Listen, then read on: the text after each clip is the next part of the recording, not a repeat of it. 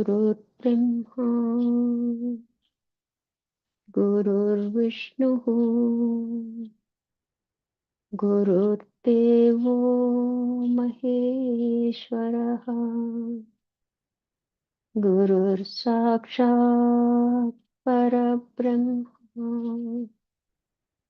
तस्मै श्री गुरवे नमः। ब्रह्मानन्दं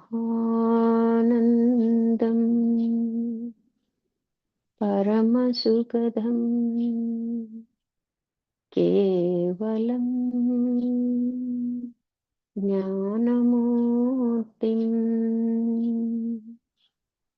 द्वन्द्वातीतं गगनसदृशं तत्त्वमस्यादिलक्ष्यम् एकं नित्यं विमलमचलं सर्वधी साक्षिभूतम् भावातीतं त्रिगुणरहितं सद्गुरुं तं नमामि।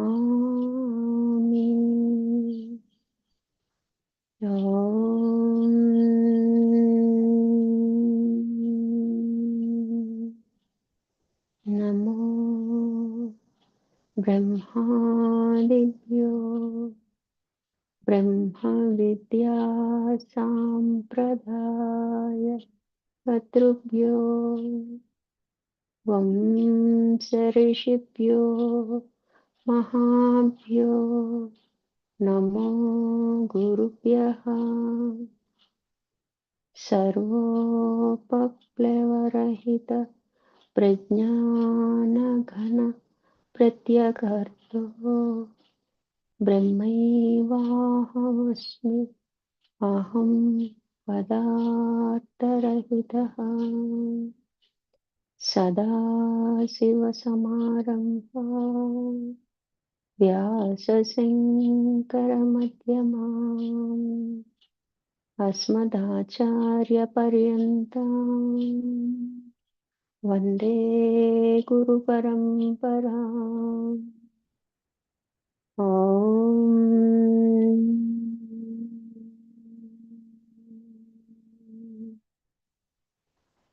सहना भवतु सहनौ भुनक्तु सह वीर्यं करवावहै तेजस्विनावधीतमस्तु मा विद्विषावहै।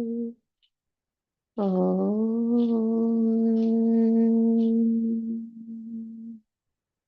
तत्सत्। ॐ शान्ति शान्ति शान्तिः। हरिः ओम् श्रीगुरुभ्यो नमः। हरिः ओम्। హరి ఓం స్వామివారు అందరికీ హరి ఓం అమ్మ. హరి ప్రశ్న. మనం ధ్యానం అంటే ఏంటో తెలుసుకున్నాం, దాన్ని ఎలా పాటించాలి, రూల్స్ అండ్ రెగ్యులేషన్స్ తెలుసుకునే ప్రయత్నంలో ఉన్నాం. అయితే ధ్యానానికి అనువైన పరిస్థితుల గురించి తెలుసుకున్నాం ఈరోజు. మీలో వీలున్న వారు ఈ సాధన కొరకు ప్రత్యేకమైన గది ఏర్పాటు చేసుకోవటం మంచిది. అయితే సాధనలో మొదటి దశలో ఉన్నప్పుడు మనకి శబ్దాలు వచ్చినా లేకపోతే చిన్న ఈగ దోమలు కుట్టినా కూడా మనము వెంటనే కదిలిపోతాం అనమాట. అందుకోసం అని ఏం చేస్తున్నారంటే, ఏమాత్రం వీలున్నా మనకి ఏం చేయమంటున్నారు, చక్కగా వేరే గదిని అమర్చుకోమని చెప్తున్నారు. దానికి అనువుగా ఉండటం అంటే సైలెంట్ గా ఉండాలి, ఏ శబ్దము వినిపించకూడదు. వేరే పని మీద ఇంట్లో వాళ్ళు ఆ గదిలోకి వచ్చిపోవటం అలా లేకుండా ఉండే వీలుగా ఏర్పాటు చేసుకోమని చెప్తున్నారు అనమాట. ఆ గదిలో నిద్రించరాదు, అతి పవిత్రంగా ఉంచవలను. ఆ గదిలో స్నానము చేసి పరిశుభ్రమైన శరీరము మనసుతో ప్రవేశించవలను. మనసు అల్లకల్లోలంగా ఉన్నప్పుడు ఏదో ఇంట్లో సమస్యలు అవన్నీ మనల్ని ఇబ్బంది పెడుతున్నాయి అనుకోండి, అప్పుడు ఆ గదిలోకి వెళ్ళకూడదు అనమాట. పీస్ ఆఫ్ మైండ్ ఉన్నప్పుడే మనం అనుకుంటాం ధ్యానం మరి పీస్ ఆఫ్ మైండ్ కోసమే కదండి చేస్తామని. కానీ ఇక్కడ ఒక రూల్ ఏంటి అంటే మనము ఏ గుణంతో చేస్తామో ఆ గుణం బలపడిపోతుందనమాట. అందుకని మనం వ్యవహరించేటప్పుడు జాగ్రత్తగా వ్యవహరించాలనమాట. అందుకని మొదటిగా మనం ప్రార్థన చేసుకోవటం గాని, ఓంకారం చేయటం గాని, ప్రాణాయామం చేయటం గాని, డైరెక్ట్‌గా ధ్యానంలో కూర్చోకుండా ఈ వ్యవహారం అంతా పూర్తయ్యాక చేసినట్లయితే సత్ఫలితాల్ని పొందుతాం అనమాట. కాబట్టి ఏం చేయాలిప్పుడు? మనస్సు ప్రశాంతమైన మనసుతో ప్రవేశించాలి. అలాగే పూలుంచవలెను. యోగికి పూలు చక్కని వాతావరణాన్ని కలుగచేయును. ఆహ్లాదకరమైన చిత్రపటములు కూడా ఉంచవలెను. అంటే అందరూ యోగులయే ధ్యాన ముద్రలో ఉంటారు కదా! ఆ పటాలను ఉంచుకుంటే మనకి ఇన్‌స్పిరేటివ్‌గా ఉంటదనమాట. ఉదయము, సాయంత్రము అగరొత్తులు వెలిగించవలెను. అంటే పవిత్రత కోసం అన్నమాట. ఇవన్నీ కూడా ఆ గది పవిత్రపరచడం కోసం అన్నమాట. ఆ గదిలో ఉన్నప్పుడు కలహము, కోపము, అపవిత్రమైన ఆలోచనలు కలగకూడదు. నీ భావముల వంటి భావములు కలవారిని మాత్రమే ఆ గదిలోకి అనుమతించవలెను. అయితే మన సత్సంగ సభ్యులతోనే ఎక్కువ మోమని ఎలా చెప్తున్నారో, అలాగే ధ్యానానికి సంబంధించి మనం సెపరేట్‌గా గది ఏర్పాటు చేసుకున్నప్పుడు మనకి సరిపోయే భావాలున్న వాళ్ళని ఆ గదిలోకెళ్ళాలి. లేతే హాల్‌లో కూర్చోబెట్టి మాట్లాడి పంపించేయడమే అన్నమాట.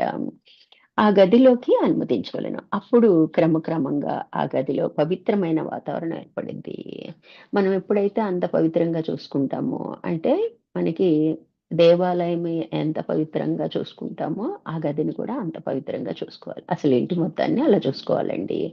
అలా నెమ్మది నెమ్మదిగా ఆ వాతావరణం ఏర్పడిపోద్దనమాట. మనం తీసుకునే జాగ్రత్తలన. విచారముగాను, సంశయ స్థితి యందును, విషాదముగాను, మనసు అల్లకల్లోలమగునుగా ఉన్నప్పుడును, ఆ గదిలోకి ప్రవేశించగానే ప్రశాంతత వచ్చింది. ఒక్కసారి ఆ వాతావరణం, ఆ ప్రశాంతత ఏర్పడిపోయిందనుకోండి, అప్పుడు మనం బాగా డిస్టర్బ్‌డ్‌గా ఉండంగానే ఆ గదిలోకెళ్ళామనుకోండి, అంటే మనం గుడిలోకెళ్ళంగానే ఎలాంటి చికాకుతో ఉన్నా కూడా ఒక పవిత్రత ఏర్పడిద్ది. మన మనసు శాంతిస్తది. అలా ఆ గదిలోకెళ్తే అలాంటి పరిస్థితి ఏర్పడే విధంగా ఆ గదిని మనము ఉంచుకోగలగాలనమాట. ఇదే భావంతో దేవాలయములు, చర్చిలు నిర్మించబడినవి. ఈనాటికి కొన్ని దేవాలయాల్లో, చర్చిల్లో ఈ విధమైన ప్రశాంతత లభించును. కానీ ఎక్కువ వాటిల్లో ఆ లక్ష్యమే మరుగైంది. ఇప్పుడేంటంటే గుళ్ళో గూడా టార్గెట్స్ అండి. హోమాలు అవన్నీ జరిగినప్పుడు పంతులకి టార్గెట్స్ ఇస్తున్నారు. వెళ్ళంగానే ఆయన మనల్ని మనం 2 రోజులు వరుసన రావటం చూసామంటే, ఈ పూజ ఉందండి, ఆ పూజ చేయించుకోండి, ఈ పూజ ఉంది, ఇంత డబ్బు కట్టాలి, అంత డబ్బు కట్టాలి. ఇంకా మామూలుగా అయితే మనం దర్శనం చేసుకొని కాసేపు మంటపంలో కూర్చొని ధ్యానం చేసుకుంటాము. ఇక్కడ వీళ్ళు ఎమ్మడి పడి మాట్లాడిస్తానే ఉంటారు. లేకపోతే వాళ్ళు వాళ్ళు పెద్దగా మాట్లాడుకుంటూ ఉంటారు. ఇట్లా రకరకాలుగా మారిపోయిందనమాట. కానీ కొన్ని దేవాలయాల్లో మటికి ఇప్పటికీ ప్రశాంత వాతావరణం నెలకొనే ఉందని చెప్తున్నారనమాట. పవిత్రమైన తరంగములు వ్యాపింపచేయుట ద్వారా ఆ ప్రదేశము పవిత్రమై ప్రకాశవంతమొకటియే వీటన్నిటి సారాంశము. ఇక్కడ ఏంటి అంటే ఇక్కడ మనకి వచ్చిన వాళ్ళు కొత్త వాళ్ళైనప్పుడు ఆ ప్రశాంతతని గమనించగలగాలి. దానికోసం సిద్ధ పురుషులు ఇదివరకు వాళ్ళందరూ గూడా యజ్ఞాలు, తపస్సులు, ధ్యానాలు అన్నీ గూడా ఆ ప్రదేశంలో చేసేవాళ్ళనమాట. అందుకే మండపం నిర్మించేటప్పుడు యజ్ఞాలు, యాగాలు చేసేది కూడా అందుకోసమే అన్నమాట. అయితే వీటన్నిటి సారాంశము ధ్యానమునకు విడిగా గది ఏర్పాటు చేసుకొనని వారు తమకిష్టమైన ఏదో ఒక ప్రదేశంలో ధ్యానించవచ్చు. అయితే మాకు అంత కెపాసిటీ లేదండి. ఆ గదిలో సెపరేట్‌గా నేను ఏర్పాటు చేసుకోలేను అంటే, ఎక్కడో ఒక చోట రెగ్యులర్‌గా ఒక్క ప్రదేశంలో చేయటం అలవాటు చేసుకోవాలి. ఒక టైంకి ఒక ప్రదేశంలో కూర్చోవటం అన్నది అలవాటైతే తర్వాత అక్కడ కూర్చోంగానే ఆటోమేటిక్‌గా సంకల్ప మాత్రం చేతనే మనకి ధ్యానం కుదిరిద్దనమాట.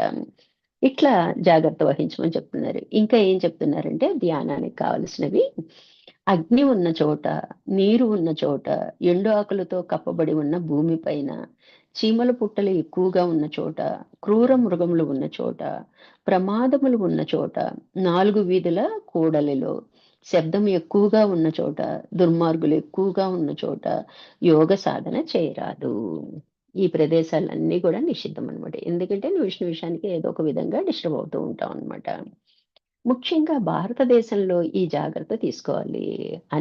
భక్తి మన దేశంలోనే ఎక్కువుంటాయి. అన్నీ మన దేశంలోనే ఉంటాయన్నమాట. అందుకని మరీ బద్ధకంగాను, అనారోగ్యంగాను ఉన్నప్పుడు కానీ, మనసు అతి విషాదంలోను, విచారకరంగాను ఉన్నప్పుడు గాని ధ్యానించవద్దు. ఎందుకంటే అదే అందులోనే కూరుకుపోతామన్నమాట. దాని నుంచి బయటపడాలి, అటువంటి పరిస్థితుల్లో కూడా ధ్యానం చెయ్యాలి అంటే ముందు ఆ పవిత్రమైన వాతావరణం మనం ఏర్పాటు చేసుకోవాలన్నమాట. ఇతరులు వచ్చి విఘ్నం కలిగించని నిగూఢమైన ప్రదేశాల్లో ధ్యానించాలి. ఇప్పుడు ఆధునిక యుగంలో ఇప్పుడు మనకి ఎలా కుదిరిద్దండి? అందుకే తెల్లారుజామున రాత్రి అందరూ పడుకున్నాక మన ధ్యాన సాధన చేసుకోవచ్చు అన్నమాట. మురికగా ఉండే ప్రదేశాలు ఎన్నుకోవద్దు. సుందర దృశ్యములు ఉండే ప్రదేశంలోనూ లేక మీ గృహంలో బాగానే ఉండే గదిలోనూ ఎన్నుకోవచ్చు. ధ్యానానికి కూర్చోగానే ప్రప్రథమంగా పురాతన ఋషులందరికీ వందనం చేసి, గురువునికి ప్రమాణం చేసి, ఆ తర్వాత భగవంతునికి నమస్కరించి ధ్యానం ప్రారంభించాలి. అది ఫస్ట్. అంతకుముందు ఋషులందరూ ఈ ధ్యానంలోనే సిద్ధి పొందారు కాబట్టి వాళ్ళందరికీ సశరీరులకి అశరీరులు కలిగి మనం ధ్యానించాలి. అట్లాగే ఈశ్వరుణ్ణి ఆటంకం కలగకుండా నేను చేయగలగాలి అని ధ్యానించాలన్నమాట. అట్లా మనం జాగ్రత్తగా ధ్యానానికి అనుకూలమైన వాతావరణాన్ని ఏర్పరచుకుంటున్నామండి. ఇప్పుడు ధ్యానానికి ఒక సమయం అంటూ ఎలా కేటాయించాలో కూడా మనకి చెప్తున్నారనమాట. రోజుకు కనీసం 2 సార్లైనా ధ్యానం చేయాలి. ఉదయము, సాయంత్రము ధ్యానమునకు శ్రేష్టమైన సమయములు. పొద్దున, సాయంకాలం శ్రేష్టమైన. పగలు రా రాత్రి పగలు రాత్రిగా మారు సంధ్యా సమయములు ప్రశాంతముగా ఉంటవి. మనకి అందుకే 6:12, 6:12 చెప్పారనమాట. అంటే ఈవినింగ్ కూడా అనుకూలంగా ఉంటదనమాట. అంటే ఇంకా తెల్లారటానికి ముందు అంటే మనం తెల్లారుజామున చేస్తాం. అలాగే పడుకోబోయే ముందు కూడా అంటే రాత్రి సాయంకాలం దాటిందనుకోండి సంధ్యా సాధన. అంటే ఇంకా రాత్రి అవ్వటానికి సిద్ధమవుతుంది కాబట్టి ఆ టైంలో. తెల్లారటానికి సిద్ధమవుతుంది కాబట్టి తెల్లారుజామున చేయగలగాలనమాట. అంటే బ్రహ్మ ముహూర్తం అంటారు దానికి. 3 గంటలప్పుడు, 4 గంటలప్పుడు కూర్చోగలిగితే మనం పని 5:30, 6కి మొదలు పెడతాం అనుకోండి. అప్పుడు సరిపోతుందనమాట. తెల్లవారుజామున సాయం సమయమున కూడా ప్రశాంతతగా ఉంటది. ఆ సమయంలో శరీరం ప్రశాంతత చెందుటకి సిద్ధముగా ఉండును. ఎందుకంటే అప్పుడు ఏ డిస్టర్బెన్స్‌లు ఉండవు. ఇంకా పనిలోకి దూకలేదనమాట మనం. పనిలోకి పడ్డాము అంటే ఇంకా మనకి ఊపిరి తీసుకోవడానికి కూడా టైం లేనట్టుగా గబగబా చేసుకుంటూ వెళ్ళిపోతాం అనమాట. స్వాభావికమైన పరిస్థితులకు మనం అనుగుణంగా మార్చుకొని ధ్యానం చేయవలెను. మన స్వభావరీత్యా అయితే ఏ పరిస్థితులు ఉంటాయో అవి ధ్యానానికి అనుకూలంగా అంటే ధ్యానానికి ఎలా ఉండాలి, మనం ప్రశాంత చిత్తంతో ఉండాలి. వాటిని కాసేపు పక్కన పెట్టి ధ్యానంలో కూర్చోగలగాలన్నమాట. ధ్యానం చేస్తే గాని ఏది తినను అనే నియమం పెట్టుకుంటే ఆకలి యొక్క తీవ్రత నీ బద్ధకమును వదలగొట్టును. అయితే మనకి ధ్యానం చేసాకే నేను తింటాను అనుకుంటే ఆటోమేటిక్‌గా మనకి బ రేపు చేద్దాంలే తినేసామనుకోండి నిద్రొస్తున్నట్టుంటది. ఇంక తర్వాత చేద్దాంలే అంటాం. అలా గాకుండా ఒక నియమం పెట్టుకున్నట్లయితే ధ్యానం చేసాకే నేను తిండి తింటాను అనుకుంటే ఇప్పుడు ఖచ్చితంగా మనకున్న బద్ధకం పారిపోతుందనమాట. భారతదేశంలో పిల్లలకి పూజ చేస్తే గాని, లేదా ధ్యానం చేస్తే గాని ఏది తినవద్దని బోధిస్తారు. దానివలన వాళ్ళకది సహజ స్వభావం అయిపోద్ది. మనలాగా ఆకలిని కంట్రోల్ చేసుకొని, ఆకలయ్యే ముందే చేయాల్సిన అవసరం వాళ్ళకుండదనమాట. వాళ్ళు చక్కగా చేస్తారు. ఆ తర్వాతే భోజనం దగ్గర కూర్చుంటారనమాట. ఆకలనే వాళ్ళకి అనిపించదనమాట. ఇక మనం ప్రార్థన ఎలా చేయాలి అంటే, మానసికంగా ఈ విధంగా స్మరించమంటున్నారు. సర్వజీవులు సంతోషముగా ఉండుగాక. మనం ఒక్కళ్ళమే కాదండి. అందరూ సంతోషంగా ఉంటే అంతా ప్రశాంతంగా ఉంటదనమాట. మనం ఒక్కళ్ళమే సంతోషంగా ఉండి అందరూ దుఃఖిస్తుంటే ఆ ప్రభావం మన మీద కూడా పడిద్దనమాట. అందుకే ప్రశాంతమైన వాతావరణంలో కూర్చోవడం అనేది అందుకోసం అనమాట. అందుకని అందరి సంతోషమే నా సంతోషంగా భావించగలగాలి. అందరి సంతోషం గురించి భగవంతుడిని కోరుకోవాలనమాట. సర్వజీవులు శాంతిగా ఉండుగాక అంటే శాంత మనస్కులై ఉండాలి. అంటే ఎటువంటి సమస్యలు వాళ్ళకి వద్దు అని అన్నమాట. సర్వజీవులు పరమానందంగా ఉండుగాక. అందరూ ఆనంద స్థితిలో ఉండవలను. అందరూ ఆత్మస్వరూపులే అన్న భావన మనలో కలిగి ఉండాలి. అవ్వచ్చు, తెలుసుకోవచ్చు. అందరూ ఆత్మస్వరూపులేనండి. కానీ కొంతమంది తెలుసుకుంటారు, కొంతమంది తెలుసుకోరు, కొంతమంది తెలుసుకునే ప్రయత్నం చేస్తాం. అలా అలా అంతే తప్ప ఎవరు కూడా మనం జీవుడు అనడానికి లేదనమాట. అందరూ దివ్యాత్మ స్వరూపులే కాబట్టి అందరూ ఆనంద స్వరూపంగా ఉండాలి అని కోరుకోవాలన్నమాట. ఈ విధంగా తూర్పు, దక్షిణ, ఉత్తర, పశ్చిమ దిక్కుల వైపు స్మరించు. ఈ విధంగా ఎంత ఎక్కువ స్మరిస్తే నీకు అంత బాగా అనిపిస్తుంది. అంటే ఎప్పుడైతే అండి ఎదుటి వాళ్ళు మంచి కోరుకుంటామో భగవంతుడు మనకి మంచే చేస్తాడు. అలాగే ఎదుటి వాళ్ళ సంతోషాన్ని కోరుకుంటామో మనకు గూడా సంతోషాన్నే ఇస్తాడనమాట. ఇ ఇది మనం బాగా బేసిక్ నాలెడ్జ్ లాగా మనం తీసుకోవాలనమాట. అలా ఎంత ఎక్కువ కోరుకుంటే మనకు ఆనందం అనమాట. చూడండి, మనకు అవసరమైందైనా ఎదుటి వాళ్ళు అవసరంలో ఉన్నప్పుడు ఇచ్చినప్పుడు వాళ్ళు చూపే కృతజ్ఞత గాని, వాళ్ళు చూపే ఆనందం గాని మనకి రెట్టింపున ఫలితం కలిగిస్తది. అది మనం వాడుకునే దానికన్నా అవసరమైనోళ్ళు వాడుకోవటం ద్వారా పొందే ఫలితం మనకి సంతోషాన్నిస్తదనమాట. అటువంటి సంతోషాన్ని మనము వృద్ధి చేసుకోవాలనమాట. చివరికి ఇతరులు ఆరోగ్యంగా ఉండటమే మన ఆరోగ్యాన్ని బాగా ఉంచుకోవటంలో గల సులభ మార్గాన్ని, మనల్ని ఆనందంగా ఉంచుటకు సులభ మార్గం ఇతరులు ఆనందంగా ఉండటంలోనే ఉందనే విషయం గ్రహించగలుగుతాం. అలా చేయగా ఏమైద్ది మనకి ఆటోమేటిక్‌గా వాళ్ళు హ్యాపీ అయితే మనం హ్యాపీ. ఇప్పుడు మనం పిల్లల్ని ఎలా అనుకుంటాం, "నువ్వు హ్యాపీ అయితే నేను హ్యాపీరా" అంటాం. వాళ్ళు క్షేమంగా ఉంటే మనం ఇక్కడ హ్యాపీగా ఉంటాం. అట్లా మనం ఎలా ఆలోచిస్తామో ఇతరుల పట్ల గూడా భేద దృష్టిని వదిలి అలాగే చూడాలి. వాటెవర్ ఇట్ మే బి, వాళ్ళు ఎలాంటోళ్ళైనా కానియండి. వాళ్ళ గురించి మన స్వభావాన్ని మనం మార్చుకోకూడదు కదా! అందుకని మన ధర్మం మనం పాటిస్తూ ఉండాలనమాట. కనీసం అలా ప్రయత్నించాలి. చేయగా అందులో ఆనందం ఏంటో మనకి తెలుస్తదనమాట. ఇప్పుడు ఎవరో ఏదో బాధ పెట్టారు. వాళ్ళ మీద కోపాన్ని, ద్వేషాన్ని పెంచుకున్నాం. దానివల్ల వాళ్ళకి ఏమి కలగదండి. అన్నోళ్ళు హాయిగా అనేసి వెళ్ళిపోతారు. మనమే అదే స్మరించుకొని, అదే అనుకుని బాధపడి అనారోగ్యానికి గురవుతాం అనమాట. అందుకని మనం సాధ్యమైనంత వరకు మనకి అపకారం చేసిన వాళ్ళని కూడా వాళ్ళు సుఖంగా, సంతోషంగా ఉండాలని కోరుకోవాలి. ఎందుకంటే వాళ్ళు అలా ఉంటే మనం కూడా ప్రశాంతంగా ఉంటాం అనమాట.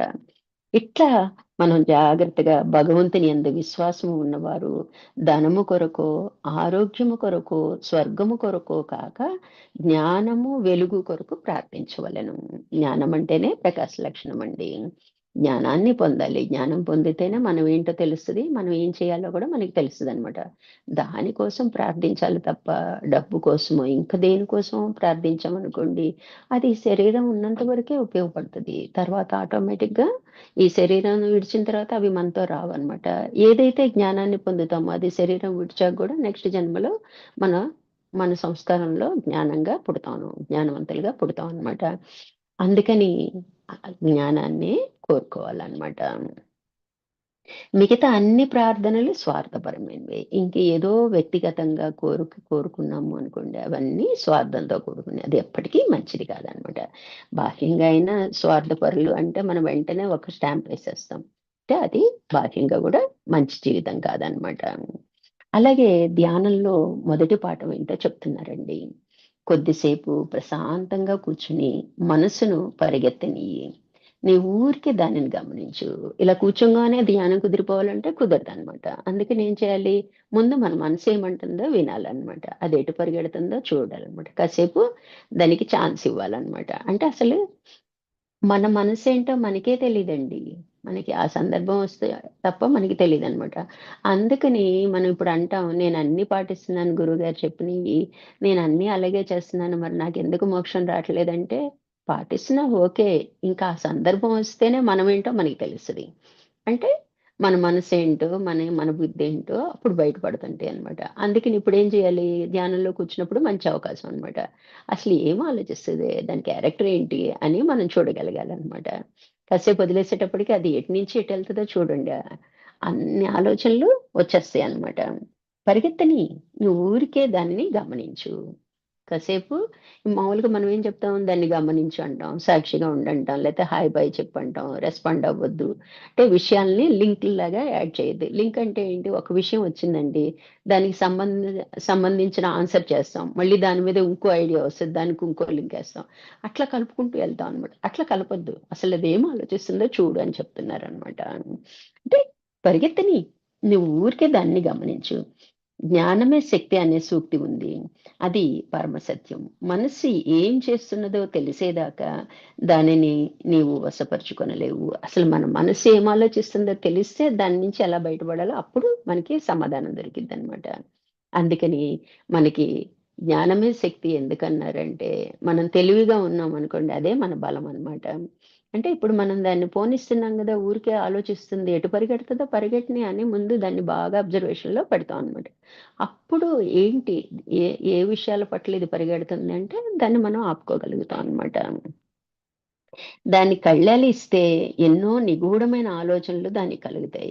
అటువంటి భావాలు ఆలోచించటం నాకు సాధ్యమేనా అని నీవే ఆశ్చర్యపడతావు. అమ్మో! నాలో ఇలాంటి ఆలోచనలు కూడా ఉన్నాయా అని మనకే ఆశ్చర్యం వేసేలాగా, అంటే దానికి పట్టుకున్నాం ఇన్నాళ్ళు.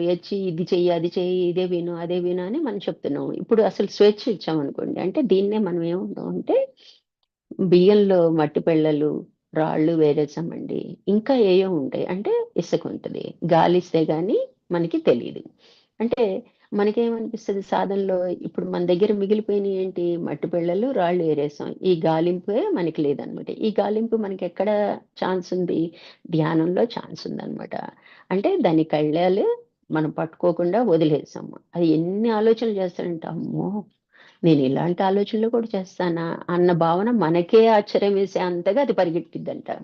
అంటే ఆశ్చర్యపడతావు. కానీ క్రమక్రమంగా రోజు రోజు మనసు యొక్క చపలత్వపు తీవ్రత తగ్గుతూ వస్తూ రోజు రోజుకు అది మరింత ప్రశాంతత పొందుటను గమనించగలుగుతావు. ఒక్కసారి వదిలేసాక ఎంతకని ఆలోచిస్తదండి. ఎప్పుడైనా రెస్పాండ్ అయితేనండి, ఎదుటి వ్యక్తులైనా ఎవరైనా మనము వెంటనే సమాధానం చెప్పామనుకోండి, గొడవ పెద్దదైద్ది.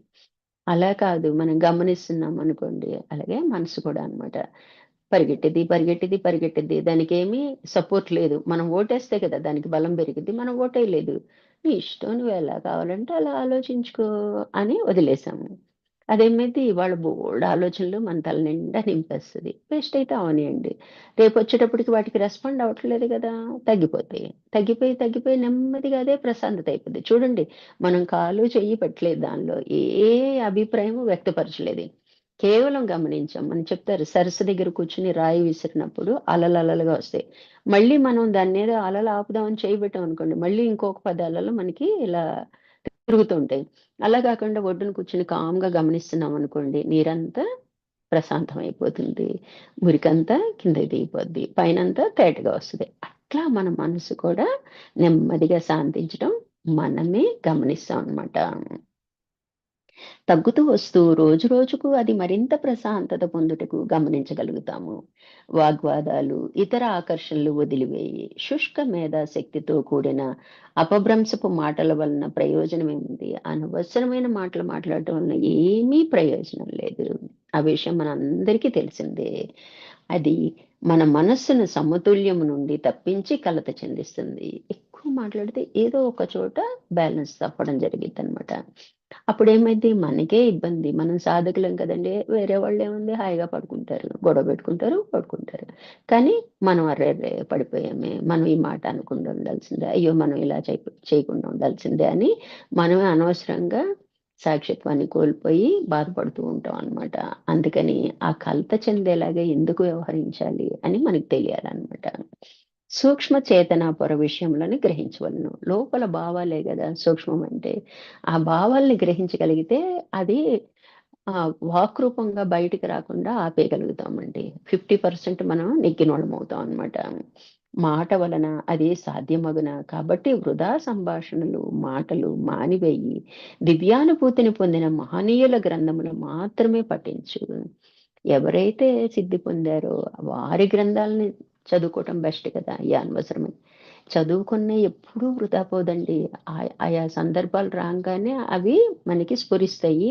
అలా వ్యవహరించగలుగుతాం అనమాట. అందుకని మహానుభావుల చరిత్రలు బాహ్యంగా పిల్లలకైనా మనం చెప్తాం దేశభక్తి అవన్నీ ఎందుకు, కథలు, పురాణాలు ఎందుకు ఇనిపిస్తామంటే వాడు వ్యవహరించేటప్పుడు సంస్కారవంతుడిగా ఎదగటం కోసం మనం చెప్తూ ఉంటాం అనమాట. అలాగే మనకి ఈ గ్రంథ పఠనం అనేది మనకి చాలా ఉపయోగం అనమాట.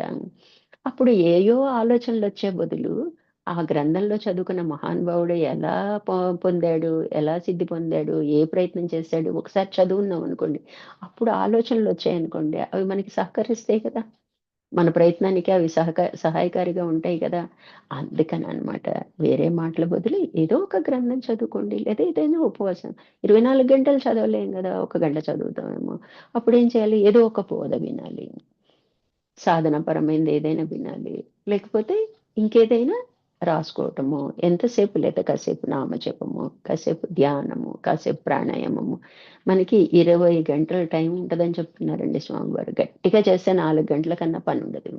మరి నిద్రపోవద్దండి అంటే, మనం ఎప్పుడైతే పడుకునే వరకు సాధన చేస్తామో అది యోగ నిద్రగా మారిపోద్ది. సాధనకి ప్లస్ అయిపోతుందనమాట. నేను నిద్రపోయిన 4 గంటలు వేస్ట్ అయిందంటానికి లేదనమాట. అది సాధనలో కలిసిపోతుందనమాట. లేవటంతోనే దాని గుర్తేంటండి, నామజపంతో పడుకున్నాం అనుకోండి, లేవటంతోనే ఆ నామజపం గుర్తొస్తదనమాట. నోట్లోకొచ్చేస్తదనమాట. అదే గుర్తనమాట. ఇట్లా వ్యర్థ సంభాషణ బదులు గ్రంథ పఠనం చెయ్యి అంటున్నారు. అది ఎంతో సూక్ష్మతను పెంచిద్దండి. మనలో ఎంతో జ్ఞానం రావటమే కాకుండా మనలో కూడా చాలా మార్పొస్తదనమాట. ఇప్పుడు ఆలోచించు అంటున్నారు. నీ శరీరం గురించి భావించు. శరీరం దృఢముగాను, ఆరోగ్యముగాను ఉన్నదని, అది నీకు గల శ్రేష్టమైన పరికరమని భావించు. ఇప్పుడు మనం ఏం చేస్తాం, అమ్మో నాకు ఓపిక లేదు, నా వయసు అయిపోయింది, నేను కూర్చోలేను, నువ్వు నించోలేను, నేను చేయలేను ఇన్నిసార్లు. దాని బదులు జరిగేది ఎలా అయినా జరుగుతుందండి. జరిగేదాన్ని మనం ఏమీ ఆపలేం. చేయలేనిది ఎలాగో మనం చేయలేం. ముందే అనేసుకోవటం ఎందుకు? నేను దృఢంగా ఉన్నాను చూడండి. 70, 80 ఏళ్ళు వచ్చినోళ్ళు కూడా ఎంత దృఢంగా ఉంటారు. ఎంతో మంది మన కళ్ళ ముందు కనిపిస్తానే ఉంటారు. అందుకని ఇప్పుడేం చేయాలి, ధ్యానంలో కూర్చుని ముందు మనసును వదిలేసాం. తర్వాత ఎలాంటి పరిస్థితుల్లో మనము మనసు మన చేతిలోకి వస్తదో తెలుసుకున్నాము. తర్వాత వాటికై మనం మన ఆలోచన, మన భావాలు ఎలా రావాలి అంటే మనం సద్గ్రంథ పఠనం అనేది చేయాలని తెలుసుకున్నాము. ఇప్పుడు మన గురించి ఆలోచించడం మొదలుపెట్టాలి. నేను హెల్తీగా ఉన్నాను. నేను ఆరోగ్యంగా ఉన్నాను. ఎందుకంటే మోక్షానికి ఈ శరీరము పరికరంగా ఉపయోగపడుతుంది. ఈ దేహం ఉంటేనే మోక్షం సాధ్యం. ఎంత దేవతా రూపమైనా మనకేమీ మోక్షం రాదు. కాబట్టి మానవ దేహానికి అంత ప్రాముఖ్యత ఉంది. కాబట్టి నేను హెల్తీ పర్సన్‌ని అని మనకే చెప్పుకోమంటున్నారనమాట. శరీరము దృఢముగాను, ఆరోగ్యముగాను ఉన్నదని, అది నీకు గల శ్రేష్టమైన పరికరం అని భావించు. ఇదే నాకు ఇంపార్టెంటు. నేను మోక్షం పొందాలి అంటే దీన్ని జాగ్రత్తగా చూసుకోవాలి అని. నీ శరీరము వజ్ర సన్నిభమైనదని, దాని సహాయంతో సంసార సాగరం దాటగలవని ఊహించు. ఈ భవసాగరాన్ని దాటాలి అంటే ఈ సంసారం నుంచి బయటపడాలి. బయటపడినప్పుడే మనము ఉంటాము. నేను న నా నా వల్ల అవుతది. దీని నుంచి బయటపడగలను. నేనంత శక్తిమంతురాలిని అని మనకి మనమే సెల్ఫ్ హిప్నటైజ్ చేసుకోవాలన్నమాట. బలహీనతే ఎన్నడూ స్వతంత్రం లభించదు. బలహీనంగా ఉన్నామంటే ఆళ్ళకింక స్వతంత్రతే ఉండదనమాట. అంటే ఇప్పుడేంటి మనము ఈ బంధంలోంచి స్వేచ్ఛను కోరుకుంటున్నాము. అలా అని వదిలేసి పారిపోమంటున్నారండి? కాదు గదా! ఇంకా ఇదివరకు కన్నా చాకచక్యంగా, సమర్థవంతంగా చేయగలుగుతాననమాట. అంటే కర్మలలో కౌశలం వచ్చేస్తదనమాట. ప్రావీణ్యత వచ్చేస్తదనమాట. ఎలా చేస్తే సులభతరంగా పర్ఫెక్ట్‌గా చేయగలుగుతామా అన్నది మనకి తెలియబడతదనమాట. కాబట్టి బలహీనతను పారద్రోలము. నా చేత గాదు అన్న మాట ఏ విషయం నిజంగా చేత కాకపోయినా ఆ మాట అనకూడదండి. చెయ్యం అంతే, ఆ పని వదిలేస్తాం అంతే గదా! ప్రయత్నించటంలో తప్పు లేదండి. అప్పుడు వదిలేయాలి. ముందే నా వల్ల ఏమైద్ది? నేనేం చేయగలను? నేనెంత బలహీనురాలిని? నాకింత వయసొచ్చేసింది. నేను చేయలేను, చెప్పలేను, వినలేను. ఇవన్నీ వదిలేయాలండి. ఎందుకంటే మనం సాధకులం కాబట్టి. చాలా దృఢముగా, బలంగా ఉన్నామని నీ శరీరమునకు, మనస్సుకు తెలియచేయి. మనసు బలహీనత ఉంటే చూడండి, అన్నిటికి కృంగిపోతాం. అన్నిటికి భయపడిపోతాం. అంటే మనసుకి కూడా నువ్వు బలమైంది. నువ్వేదైనా ఆలోచించగలవు. నువ్వేదైనా చేయగలవు. నీకు భయమనేదే లేదు. మొదటి సూత్రం ఏంటంటే మనకి ఆత్మస్వరూపం అంటే ముందు భయమనేది ఉండకూడదనమాట. ఎక్కడి దాకా భయం? నువ్వు చనిపోతున్నావు అన్నా కూడా భయపడకూడదనమాట. ఇప్పుడు మనకంత భయమెందుకండి? ఆరోగ్యం బాగోపోయినా ఏదైనా అమ్మో! చనిపోతానేమో అన్న భయమే ముందు మనల్ని ఇబ్బంది పెడుతూ ఉంటదనమాట. పోతే పోనీ కొత్త కొండొస్తది అనుకోవటమే అనమాట. అట్లా ధైర్యాన్ని చెప్తే మనము శరీరము, మనసు 2 కూడా మన చేతుల్లోనే ఉన్నాయి. మనమే ధైర్యం చెప్పాలి. మనమే బలాన్నివ్వాలనమాట. మనసుకు తెలియజేయము. నీ యందు నీవు అనంతమైన విశ్వాసము, ఆశ కలిగి ఉండుము. ముందు మన మీద మనకి విశ్వాసం. ఇన్నాళ్ళు ఏమనుకున్నామండి, గురువు మీద విశ్వాసం ఉంటే అంతే. మనం చెయ్యాలి అంటే ముందు మన మీద మనకి విశ్వాసం ఉండాలనమాట. నేను ఏదైనా చేసేయగలను. ఐ కెన్ అన్నది. అన్నీ ఏ పనైనా మనం చేసేటప్పుడు ఇది నాకు కష్టంగా ఉంది, చేయలేకపోతున్నా అంటే ఇదేమన్నా బ్రహ్మ విద్య? ఇంకోసారి ప్రయత్నించి అంటాం. మనకి తెలియకుండానే. అన్నిటికన్నా కష్టమైన విద్య. ఏది తెలుసుకుంటే ఇంకా తెలుసుకోవాల్సిన అవసరం లేదో ఆ విద్య బ్రహ్మ విద్య. మరి అదే మనకు అర్థమవుతుంది కదా! అదే బోధపడుతుంది కదా! అదే సాధనలో ఉన్నాం కదా! మరి ఇంకెందుకండి మనం మీద మనకి నమ్మకం కోల్పోవటం? పూర్తి విశ్వాసంతో ఉండాలి. ఇప్పుడు కంపారిజన్ ఎక్కడ రావాలి అంటే, మన తోటివారు సాధిస్తున్నారు. వాళ్ళు మనకన్నా నిరంతరం పాటుపడి ఉంటారు. మన మధ్యలో ఎక్కడో స్కిప్ చేస్తున్నాం. సో, అక్కడ కూడా జాగ్రత్తగా ఉందాం అని. మనకి మనకే స్ఫూర్తిదాయకంగా ఉండాలనమాట. అట్లా ఉండాలి తప్ప, వేరే వాళ్ళని చూసి నా వల్ల ఏమైద్ది అనుకుంటే అవ్వదనమాట. ఎవ్వరికన్నా ఎవరు తక్కువ కాదనమాట.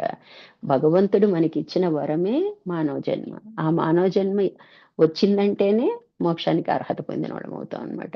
ఆ తర్వాత ఎలా ఇచ్చాడన్నది మన చేతికి, చిన్నప్పుడు ఎలా పెరుగుతామో తెలియదు. ఒక వయసు తర్వాత అన్నీ మనకు అర్థమవుతాయి. మనల్ని మనమే చిక్కుకోవాలనమాట. మన శిల్పం మనమే చిక్కుకోవడం అనమాట. అంటే మన ప్లస్‌లు, మైనస్‌లు మనం గుర్తించాలి. ఏది చేస్తే ఉన్నతంగా ఉంటాము. చెప్తారనమాట. ఆహ్, పుట్టపర్తి బాబా వారు ఏం చెప్తారు? గుణవంతుడిగా పెరుగు. నువ్వు విద్యావంతుడిగా అవ్వపోయినా పర్వాలేదు. గుణవంతుడిగా ఉండు. అంటే దానికి అంత ప్రాముఖ్యత ఉంది. చదువుంటే ఏముందండి, సంపాదించుకుంటారు. సంస్కారం రాదు కదా! అందుకని గుణవంతుడిగా పెరుగంటారు. ఆ గుణాన్నే వృద్ధి చేసుకోవాలి. అంటే మనకేమి వయసుతో పని లేదు కదండీ! ఎప్పుడైనా మార్చుకోవచ్చు మనల్ని. మనకి కనురెప్ప పాటే మనకి మోక్షం. అంటే ఏ క్షణమైనా పొందవచ్చు. పొందాలి అంటే మన ప్రయత్నం. ఏ నిమిషమైనా మనల్ని మార్చుకోవచ్చు. ఎలా ఉండాలి ఖచ్చితంగా నిర్ణయం పొందేసామనుకోండి, అప్పుడు వయసుతో పనేముందండి. అంటే మనకి ఆ బలం రావాలనమాట. అంటే మన శరీరం మనకి దృఢంగా ఉంది. నాకు సహకరించలేదు అన్న మాట అసలొద్దండి. అలాగే మన మనసు బలంగా ఉంది. ఎందుకు దేన్నైనా అవసరం లేదనేగలిగే గట్టితనం మనకి రావాలనమాట. అలా ఉన్నప్పుడే మనము వయసుతో సంబంధం లేకుండా మోక్షాన్ని పొందగలుగుతామండి. అదే మనకి ఆశ కలిగి ఉందని చెప్తున్నారనమాట. ధ్యానము చేయుట యందు కొన్ని ఉదాహరణలు చెప్తున్నారు.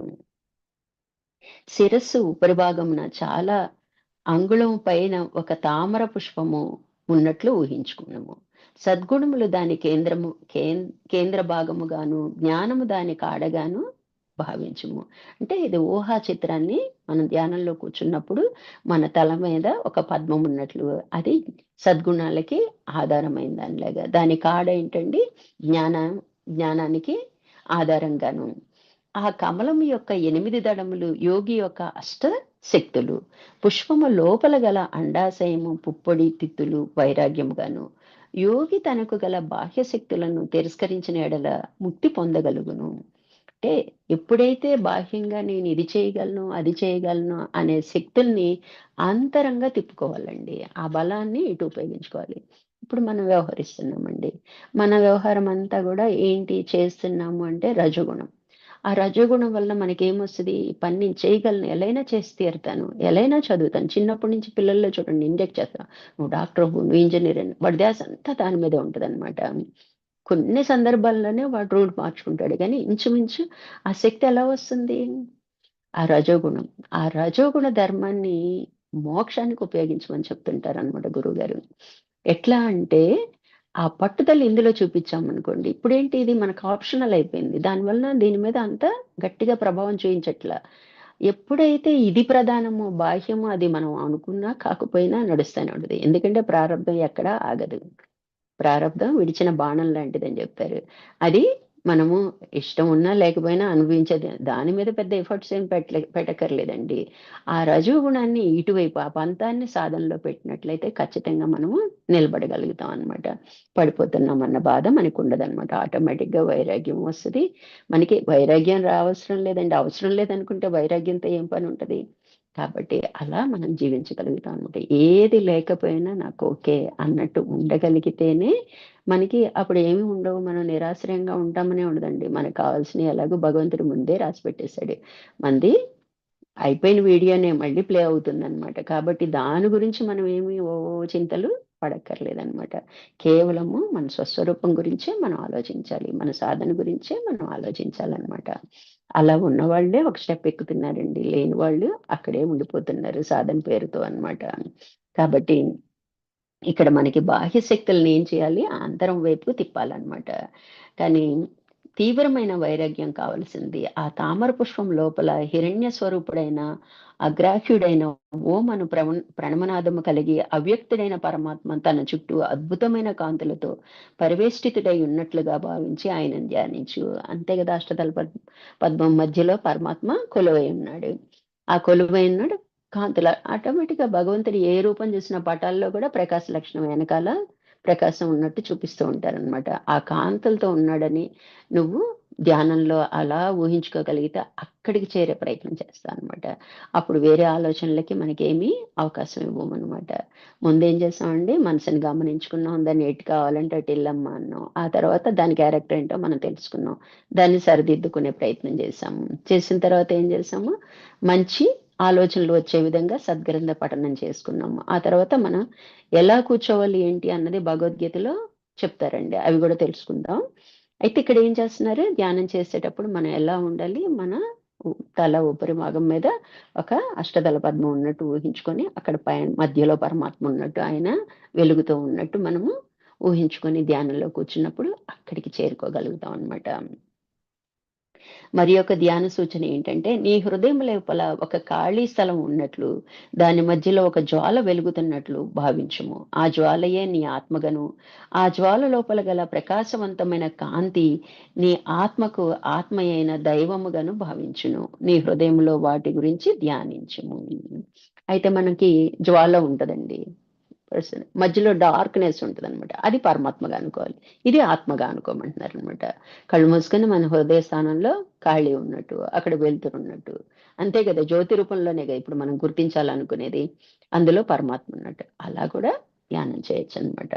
అంటే వేరే ఆలోచనలు రానివ్వకుండా మొదట్లో మనకి సహకరిస్తాయి అన్నమాట. ఇట్లా మనం జాగ్రత్తగా మనము ప్రయత్నం చేయాలన్నమాట. అది మనకి భగవద్గీతలో కృష్ణ భగవానుడు ఎలా చెప్పారు అంటే, 6వ అధ్యాయంలో అండి, యోగి ఇంజీత సతతం ఆత్మానం రహసి స్థిత ఏకాకి యత చిత్తాత్మ నిరాశేర పరిగ్రహ. అంటే శరీరేంద్రియ మనసులను స్వాధీనపరుచుకుని వాడు, అంటే శరీరాన్ని, ఇంద్రియాలని, మనసుని మన స్వాధీనంలో ఉంచుకున్నవాడు ఆశారహతుడు. దేని పట్ల ఆశ లేదనమాట. ఆశని లతతో పోలుస్తారండి, అది పాక్కుంటూ వెళ్ళిపోతుంది అనమాట, అక్కడ కట్ చేసేయాలన్నమాట. ఇట్లా భోగ సామగ్రిని పోగు చేయనివాడు, అంటే శరీరమే నేను అనుకున్నవాడే భోగ సామగ్రిని స్వాధీనపరుచుకుంటాడు. ఆయన వాడు యోగి ఒంటరిగా. యోగి అంటే ఎప్పుడైతే ఈ భోగించటం మానేస్తాడో, భోగ సామగ్రి పట్ల ఆసక్తి పోతుందో యోగిగా మారినట్లు అనమాట.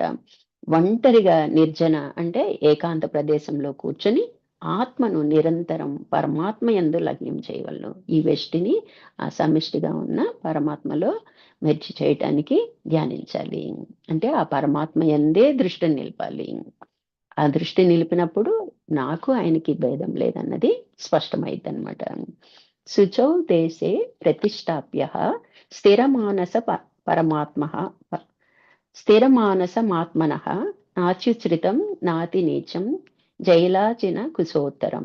అంటే జింక చర్మమును, వస్త్రమును ఒకదానిపై ఒకటి పరిచి అంత ఎక్కువగా కానీ తక్కువగా కానీ కాకుండా సమానమైన ఎత్తులో స్థిరమైన స్థానమును ఏర్పరచుకొనవలెను. అయితే జింక చర్మాలు అవన్నీ ఇప్పుడు మనకి అవైలబుల్ కాదు కాబట్టి, అంటే నేల గట్టిగా మనకి తగలకుండా కొంచెం మందం దుప్పటేసుకొని, అంత హైట్లో కాదు, ఒక్కోసారి ధ్యానంలో కొన్ని అనుభవాల్లో పైకి లేవటం, కింద పడిపోవడం అలా జరుగుతుంటది అనమాట. అందుకని సపోర్టివ్ గా ఉండే విధంగా అనమాట, మీడియం హైట్ లో కూర్చొని, మనకి చెప్తా అంటాం అనమాట దాన్ని, అలా కూర్చుని ధ్యానం చేయాలి అని చెప్తున్నారనమాట. స్థిరమైన స్థానాన్ని అలా ఏర్పరచుకోవాలి, మన గదిలో ఏర్పరచుకున్నా, బయట చేసినా, ఎక్కడ చేసినా ఇది తప్పనిసరి అనమాట. తత్రైకాగ్రం మనః కృత్వా యత చిత్తేంద్రియ క్రియ ఉపవిశ్వాసనే యుంజ్యాత్ యోగమాత్మ విశుద్ధయే. ఆ ఆసనంపై కూర్చొని చిత్తేంద్రియ వ్యాపారములను వశమునందుంచుకొని ఏకాగ్రము గల మనస్సుతో అంతఃకరణ శుద్ధికై ధ్యాన యోగమును సాధన చేయవలెను. ఏం చెప్తున్నారండి, ఆ ఆసనం ఎలాంటి ఆసనం ఏర్పరచుకున్నామో ఆ ఆసనం మీద కూర్చొని మనకి చిత్తేంద్రియములను, చిత్తంలోంచే కదా వాసనల పరంపర ఆలోచనల రూపంలో మన మనసులోకి వస్తుంటాయి, ఆ వ్యాపారాలన్నిటినీ మన వశంలో, ఇవి కాసేపు ఆగండి అని ఆపుకోగలగటం అనమాట. ఏకాగ్రతతో మనస్సుతో అంతఃకరణ శుద్ధికై, అంటే ఇవన్నీ ఆలోచనలు రాకపోతే అంతఃకరణ క్లీన్ గా ఉన్నట్లు లెక్కండి. అవి మంచి ఆలోచనల, బాహ్యంగా మంచివి ఉంటాయి, చెడ్డవి ఉంటాయి. మంచి ఆలోచనలైనా మనకు అవసరం లేదు, మంచికి చెడుకి కూడా మనం సాక్ష్యమేనండి. అంతఃకరణ శుద్ధి అవ్వాలంటే బాహ్య సంబంధమైన మంచి చెడులు రెండు ఆలోచనలు మనకు అవసరం లేదనమాట. కాబట్టి ఇట్లా అంతఃకరణ శుద్ధికే ఫస్ట్ ధ్యానం చేయాలంటే మనసులోని ఆలోచనలన్నిటిని మనము పారదోలే ప్రయత్నం చేస్తాం అన్నమాట. సమకాయ శిరోగ్రీవం ధారయన్న చలం స్థిర సంప్రేక్ష నాసికాగ్రం స్వం విసర్జ నవలోకయన్. శరీరమును, మెడను, శిరస్సును నిటారుగా నిశ్చలముగా స్థిరముగా ఉంచి చూపులను ఏ దిక్కునకు పోనీయక తన నాసికాగ్ర భాగమునందే దృష్టి నిలుపవలను. ఇట్లా ఎలా వెన్నుపూస నిటారుగా ఉండాలండి. మనం నిన్న క్లాస్లో చెప్పుకున్నాం. ఇడా పింగళల్లో శ్వాస తిరుగుతుంటది. అప్పుడు మనం ఇలా వంగబడిపోయి ఉన్నాం అనుకోండి, స్ట్రైట్ గా వెళ్ళదనమాట. దాన్ని ఇప్పుడు మనకి ఇడాపింగళలో తిరిగే శ్వాసను మనం ఏం చేయాలి, సుషుమ్నలోకి వెళ్ళాలంటే అది మధ్యలో ఉంటుంది అనమాట. ఎప్పుడైతే మీరు ఆలోచన రహిత స్థితికి వెళ్తారో సుషుమ్నలోకి ప్రవేశిస్తుంది ఆ శ్వాస అనమాట. కాబట్టి ఇక్కడ ఏం చేయాలి, శరీరాన్ని స్ట్రైట్ గా, మెడ అంటే ఇలా వంచకూడదు అనమాట. వంచామా నిద్రలోకి వెళ్ళిపోతాం అనమాట. శిరస్సును స్ట్రైట్ గా పెట్టి నిటారుగా నిశ్చలంగా స్థిరంగా ఉండాలి. చూపులు అటు ఇటు వెళ్ళకుండా భృకుటి స్థానంలో దృష్టి నిలిపి, ఆజ్ఞాచక్రంలో దృష్టి నిలిపి చేయాలన్నమాట. అదేమైతే రాను రాను మన సాధన అంతా కూడా ఆజ్ఞాచక్రం వరకే చేయగలుగుతామండి. ఇంకా పై స్థితి అంటే నిలవదు కూడా అనమాట. మనం ఎప్పుడైతే ఆజ్ఞాచక్రంలో ఉంటామో అక్కడ స్థిరమై సహస్రారానికి చేరుకుంటుంది అనమాట. అందుకని మన ప్రయత్నం అక్కడి నుంచి మొదలు పెడతాం అనమాట. దృష్టిని భ్రూమధ్యంలో నిలపాలి. ప్రశాంతాత్మ విగతభీః బ్రహ్మచారి వ్రతే స్థితః మనః సంయమ్య మచ్చిత్తః యుక్త ఆసీత మత్పరః. ధ్యానయోగి ప్రశాంతాత్ముడై భయరహితుడై బ్రహ్మచర్య వ్రతమును పాటించుచు మనోనిగ్రహముతో మత్పరాయణుడై నిశ్చలుడై ఉండవలెను. ఎలా ఉండాలి ధ్యానం చేసే యోగి? ఇప్పుడు ప్రశాంతంగా ఉండాలి. అన్నీ మన మీద పోసేసుకోకూడదండి. అన్ని విషయాలు మనకే కావాలంటే మన మీద పోసేసుకున్నట్టే అన్నమాట.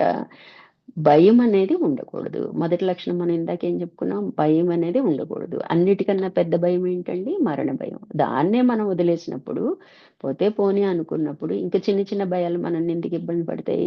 కాబట్టి భయరహితుడై బ్రహ్మచర్య వ్రతం పాటించవలను. బ్రహ్మచర్యం అంటే అన్ని సమస్థితిలో తీసుకోవడం అన్నమాట. బ్రహ్మచర్యం అంటే వదిలేయమని కాదండి, ఏది ఎంత అవసరమో అంతవరకు చేయటం అన్నమాట. మనోనిగ్రహంతో మనస్సుని నిగ్రహించిన వాడు అంటే దేని పట్ల దానికి ఆశ ఉండకూడదు అనమాట. మత్పరాయణుడై అంటే పరమాత్మ యందే దృష్టి కలవాడై చెయ్యాలి ధ్యానం అనమాట. యుంజన్నేవం సదాత్మానం యోగి నియతమానస శాంతిం నిర్వాణ పరమాం మత్సంస్థ అధిగచ్చతి. మనోనిగ్రహ శాంతి అయిన యోగి నిరంతరం పరమేశ్వరుడనైన నా స్వరూపమునందే ఆత్మని ఈ విధముగా లగ్నమునర్చి నాయందున్న పరమానందమునకు పరాకాష్ట రూపమైన శాంతిని పొందుము. ఆనందానికి పరాకాష్ట ఏంటంటే శాంతించడం అన్నమాట. పరమశాంతి అంటే, శాంతి అంటే కాసేపు వస్తూ పోతూ ఉంటుందండి. పరమశాంతి అంటే ఇంకెప్పటికీ కదలదు అనమాట. అంటే మన మనసు మీద మనం దృష్టి పెట్టడం అనేది మన ఆత్మ మీద, మన ఆత్మ నుంచి ఎక్కడికి తీసుకెళ్తామండి, పరమాత్మ స్థితికి తీసుకెళ్తాం అనమాట. అందుకని ఇక్కడ మనం స్థిరంగా నిలకడగా ఉండటం మన ఆత్మతో ఉన్నట్టు అనమాట. ఇప్పుడు నిరంతరం పరమాత్మని ధ్యానించడం వలన మనం అక్కడికి చేరుకోగలుగుతాం అన్నమాట. అలా ఉన్నవాడు రిజల్ట్ ఏమొస్తుందంట, ఆనందానికి పరాకాష్ట అయిన పరమశాంతి అనేది అతనికి లభిస్తుంది అనమాట. అన్నిటి యందు యథాయోగ్యముగా ప్రవర్తించువానికి దుఃఖనాశన మగు ధ్యాన యోగము సిద్ధించును. మనకేంటండి అసలు ముక్తి అంటే ఏంటండి? ఫస్ట్ సంపూర్ణ దుఃఖరాహిత్యము అంటే ఎటువంటి దుఃఖము మనకు కలగదనమాట. మోక్షం రాలేదన్న దుఃఖం కూడా ఉండదనమాట. ఇప్పుడేంటి మనం ఇంకా రాలేదంటే అని అదొక బాధ, అదొక ఆర్తితో మనకేమొస్తుంది, గురువుని చూసినా ఒకసారి కాళ్ళగా ఇంత మనం ఏజ్ అయిపోయింది ఇంకా ఎప్పటికి సాధిస్తానా అన్నప్పుడు కూడా దుఃఖం కలుగుతుంటది. అంటే ఎప్పుడైతే యథాయోగ్యముగా అంటే అన్నిటినీ సమదృష్టితో చూడటం, అన్నిటినీ సమంగా యూజ్ చేసుకోవటం, ఎప్పుడైతే సమత్వ భావంతో వెళ్తామో, బుద్ధుడిది కూడా మధ్య మార్గం అండి, అంటే సమత్వమే. అలా బ్యాలెన్స్ చేసుకుంటూ ఉంటే ఖచ్చితంగా ఒకనాటికి ధ్యాన యోగం సిద్ధిస్తుంది. ధ్యాన యోగం సిద్ధించడం అంటే ఏంటండి, ఆ పరమాత్మకు నాకు భేదం లేదని స్పష్టంగా తెలుసుకుంటాం అన్నమాట. ఇక్కడికి ఆపుతున్నానండి. హరి ఓం అండి.